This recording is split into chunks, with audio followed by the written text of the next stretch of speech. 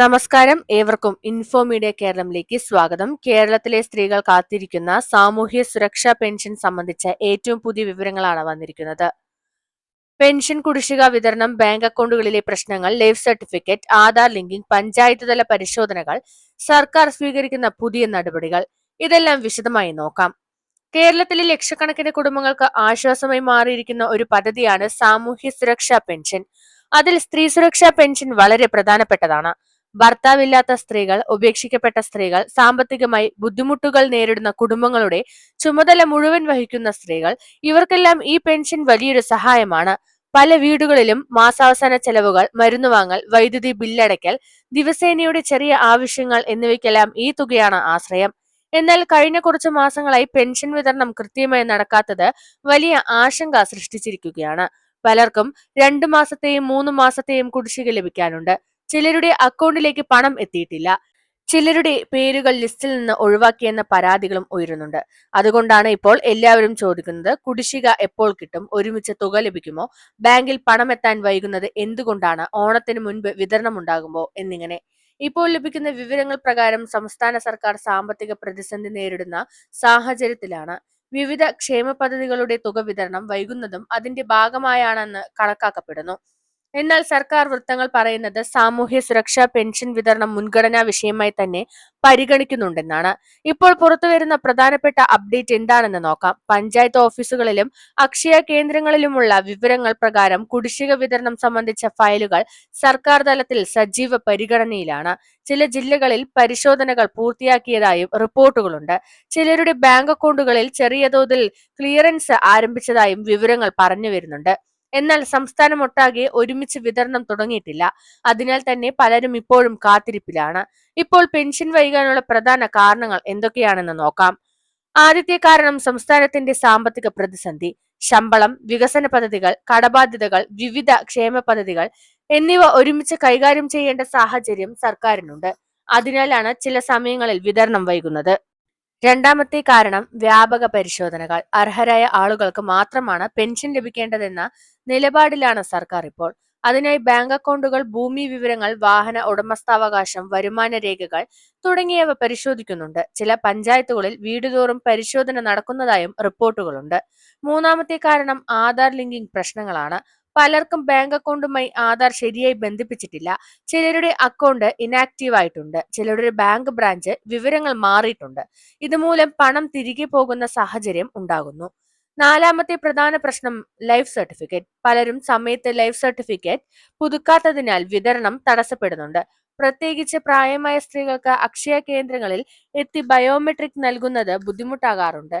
അതിനാൽ നിരവധി ആളുകൾ ഇപ്പോഴും പെൻഡിംഗ് ലിസ്റ്റിലാണ് വിവരങ്ങൾ ഉള്ളത്. ഇപ്പോൾ എല്ലാവരും കാത്തിരിക്കുന്ന പ്രധാന ചോദ്യത്തിലേക്ക് വരാം. കുടിശ്ശിക എത്ര മാസത്തെയാണ് ലഭിക്കാൻ പോകുന്നത്? ഇപ്പോൾ പുറത്തുവരുന്ന റിപ്പോർട്ടുകൾ പ്രകാരം ചിലർക്ക് 2 മാസത്തെയും ചിലർക്ക് 3 മാസത്തെയും കുടിശ്ശിക ലഭിക്കാനുണ്ട്. ചില പ്രദേശങ്ങളിൽ അതിലും കൂടുതൽ കുടിശ്ശിക ബാക്കി നിൽക്കുന്നതായും വിവരങ്ങളുണ്ട്. എന്നാൽ വിതരണം ഒരുമിച്ചായിരിക്കുമോ ഘട്ടം ഘട്ടമായിരിക്കുമോ എന്ന കാര്യത്തിൽ ഇതുവരെ വ്യക്തമായ ഔദ്യോഗിക പ്രഖ്യാപനം വന്നിട്ടില്ല. ഇപ്പോൾ മറ്റൊരു പ്രധാന പ്രശ്നം ബാങ്ക് അക്കൗണ്ടുമായി ബന്ധപ്പെട്ടതാണ്. പലരും പറയുന്നത് സർക്കാർ തുക അനുവദിച്ചുവെന്ന് കേൾക്കുന്നു, പക്ഷേ അക്കൗണ്ടിൽ പണം എത്തിയിട്ടില്ല എന്നതാണ്. പലപ്പോഴും സർക്കാർ തുക റിലീസ് ചെയ്താലും ബാങ്ക് പ്രോസസ്സിംഗ് വൈകാറുണ്ട്. പ്രത്യേകിച്ച് ഗ്രാമപ്രദേശങ്ങളിലെ ചില ബാങ്കുകളിൽ അപ്ഡേറ്റ് വൈകുന്നതായി പരാതികളുണ്ട്. അതുകൊണ്ട് ആദ്യം ചെയ്യേണ്ടത് ബാങ്ക് പാസ്ബുക്ക് അപ്ഡേറ്റ് ചെയ്യുക എന്നതാണ്. ATM ബാലൻസ് പരിശോധിക്കുക. ചിലപ്പോൾ നേരിട്ട് DBT ക്രെഡിറ്റ് ആയിരിക്കാം. മെസ്സേജ് വരാത്തതിനാൽ പണം എത്തിയിട്ടില്ലെന്ന് കരുതുന്നവരും ഉണ്ടാകാം. അതിനാൽ ബാങ്ക് നേരിട്ട് അന്വേഷിക്കുന്നത് നല്ലതാണ്. ശേഷം പഞ്ചായത്തിൽ പരിശോധിക്കാം. ഇപ്പോൾ സോഷ്യൽ മീഡിയയിൽ കൂടുതൽ ചർച്ചയാകുന്ന മറ്റൊരു വിഷയം പുതിയ ഗുണഭോക്തൃ പട്ടികയും ഒഴിവാക്കൽ നടപടികളും. ചിലർക്ക് നോട്ടീസ് ലഭിച്ചുവെന്ന വിവരങ്ങളും പുറത്തു വരുന്നുണ്ട്. സർക്കാർ പരിശോധനയിൽ അർഹതയില്ലാത്തവരെ ഒഴിവാക്കാൻ ശ്രമിക്കുന്നുണ്ട്. വലിയ വീടുകൾ, 4 ചക്ര വാഹനങ്ങൾ, ഉയർന്ന വരുമാനം തുടങ്ങിയവ കണ്ടെത്തിയാൽ പെൻഷൻ നിർത്താൻ സാധ്യതയുണ്ട്. എന്നാൽ ചില യഥാർത്ഥ അർഹരായ ആളുകൾക്കും പ്രശ്നങ്ങൾ നേരിടേണ്ടി വരാറുണ്ട്. അത്തരം സാഹചര്യങ്ങളിൽ ഉടൻ പഞ്ചായത്തിൽ പരാതി നൽകുക, ആവശ്യമായ രേഖകൾ സമർപ്പിക്കുക. കാരണം തെറ്റായ വിവരങ്ങൾ മൂലം പലരും ബുദ്ധിമുട്ടുകൾ നേരിടുന്നുണ്ട്. ഇപ്പോൾ സാധാരണ ജനങ്ങൾ നിർബന്ധമായും ശ്രദ്ധിക്കേണ്ട ചില കാര്യങ്ങൾ നോക്കാം. ഒന്നാമത്, ബാങ്ക് അക്കൗണ്ട് ആക്റ്റീവ് ആണെന്ന് ഉറപ്പാക്കുക. രണ്ടാമത്, ആധാർ ലിങ്കിങ് ശരിയായിട്ടുണ്ടോ എന്ന് പരിശോധിക്കുക. മൂന്നാമത് ലൈഫ് സർട്ടിഫിക്കറ്റ് പുതുക്കിയിട്ടുണ്ടോ എന്ന് ഉറപ്പാക്കുക.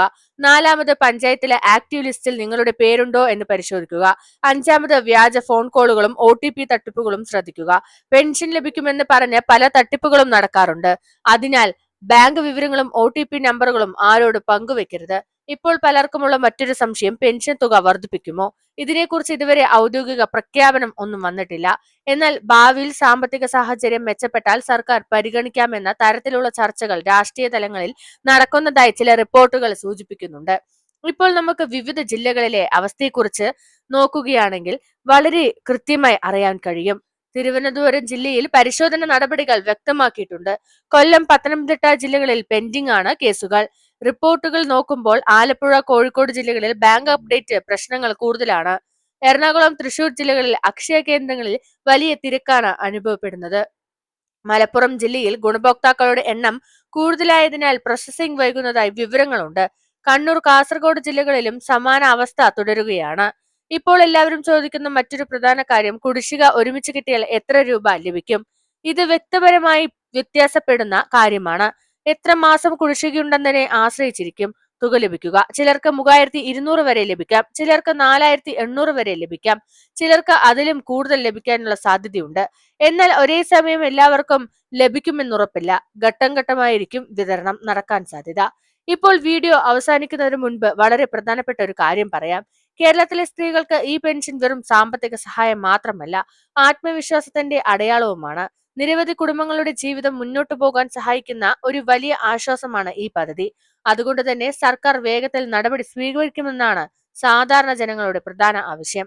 വരാനിരിക്കുന്ന ദിവസങ്ങളിൽ പുതിയ സർക്കാർ ഉത്തരവുകളോ കുടിശ്ശിക വിതരണം സംബന്ധിച്ച ഔദ്യോഗിക അറിയിപ്പുകളോ വന്നാൽ അതെല്ലാം ഏറ്റവും വേഗത്തിൽ ഈ ചാനലിലൂടെ നിങ്ങളിലേക്ക് എത്തിക്കുന്നതാണ്. അതുകൊണ്ട് വീഡിയോ ഇഷ്ടമായ ലൈക്ക് ചെയ്യുക, നിങ്ങളുടെ അഭിപ്രായങ്ങൾ കമന്റ് ചെയ്യുക. പുതിയ അപ്ഡേറ്റുകൾക്കായി ചാനൽ സബ്സ്ക്രൈബ് ചെയ്യാനും ബെല്ലൈക്കൺ അമർത്താനും മറക്കരുത്. വീണ്ടും ഒരു പ്രധാനപ്പെട്ട വീഡിയോയുമായി ഉടൻ കാണാം. നന്ദി, നമസ്കാരം.